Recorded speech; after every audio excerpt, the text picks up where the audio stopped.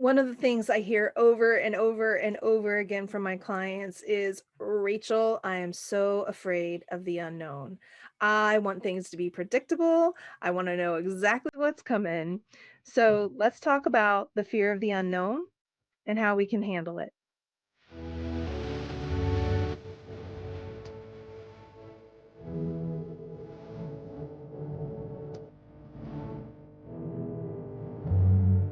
But to revisit something as traumatic as abuse can be frightening up front, but it's certainly worth the healing that's going to come out on the other hand.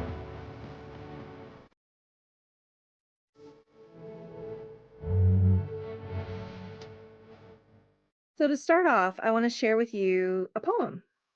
This poem is written by John O'Donohue, and it actually comes to me by way of one of my mentors, Dan Clerman. So, when I was doing my master's in counseling psychology, Professor Clerman was a really big influence. In fact, he's the one who's really responsible for getting me into this world of coaching. It was in his group dynamics class that I really opened up to the idea of becoming a coach rather than a therapist. And he and his wife Mudita do amazing workshops on communication, which I participated in. And he continued to just be a mentor and a guide to me. And he sent me this poem, and I really just want to share it with you all today because it's a good jumping off point to think about our relationship to the unknown. The poem is called The Inner History of a Day. No one knew the name of this day, born quietly from deepest night. It hid its face in light, demanded nothing for itself, opened out to offer each of us a field of brightness that traveled ahead, providing in time ground to hold our footsteps and the light of thought to show the way. The mind of the day draws no attention. It dwells within the silence with elegance to create a space for all our words, drawing us to listen inward and outward. We seldom notice how each day is a holy place where the Eucharist of the ordinary happens, transforming our broken fragments into an eternal continuity that keeps us. Somewhere in us, a dignity presides that is more gracious than the smallness that fuels us with fear and force, a dignity that trusts the form a day takes.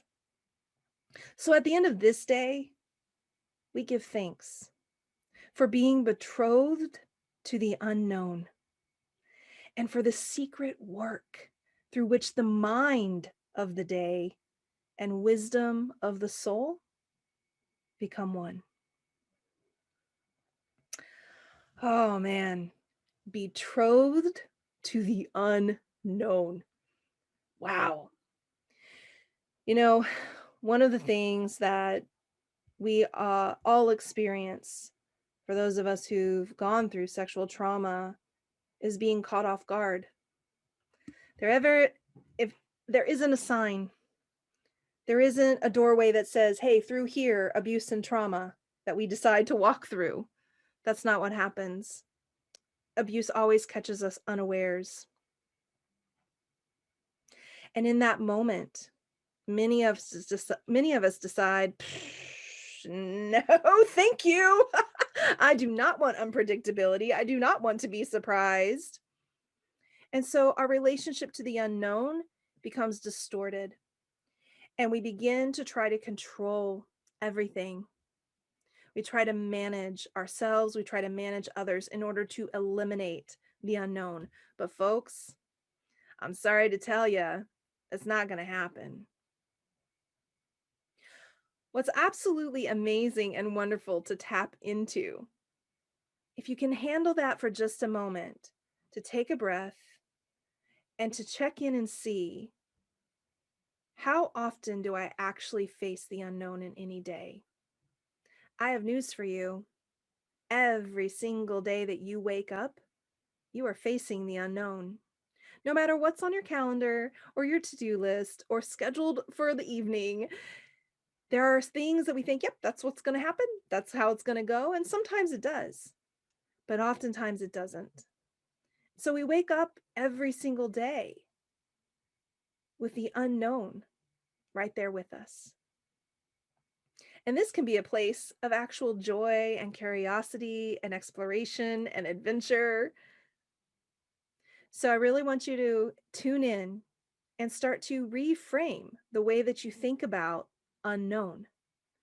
Can you become betrothed to it? Can you become in partnership with it? Can you use it to your advantage rather than being afraid or shut down because of it? Until next time, take good care.